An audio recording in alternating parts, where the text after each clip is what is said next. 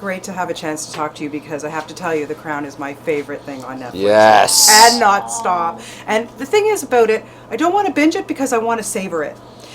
I have to tell you though, I can't even imagine the reactions that you get when you're on the street. I'm just dying to know because Prince Phillip, he was a bit of an ass in the first season. Okay, I have to just put it out there. I take that as a compliment. Thank you very much. The thing is, I actually don't think he was. I just think he's a bit of a rock star.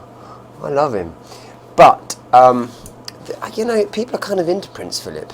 People like him, I think, generally, don't they? I like him a lot. I like him. I'm very fond of him. So people are sort of I think they like him for being an arse. I think it's better than being vanilla, isn't it? He's definitely not vanilla.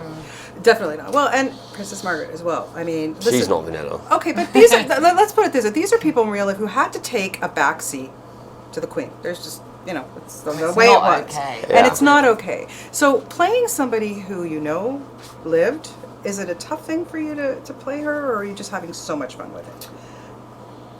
Having so much fun first.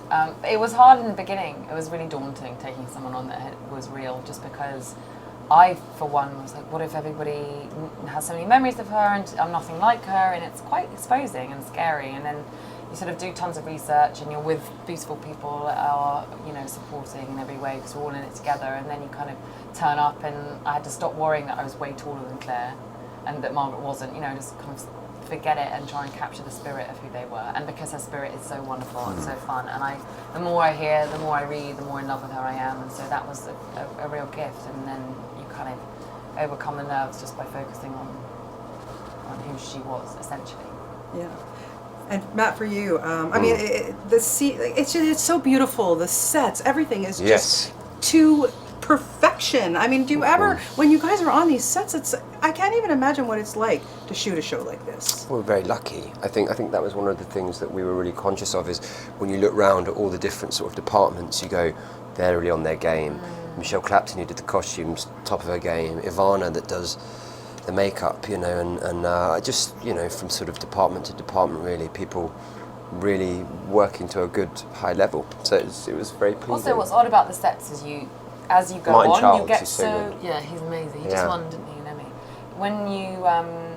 When you're on these sets all the time, after like the second month, you kind of become it becomes so normal. It's just a film set. But it feels like how Margaret and Philip would have experienced these places, which is just like natural habitat. It became literally like our habitat, and the way if you're doing a sci-fi, the spaceship might be, kind of habitat. And actually, there was one scene where, during the end of season 1, we filmed one of our only scenes together, which we really championed and we were really full.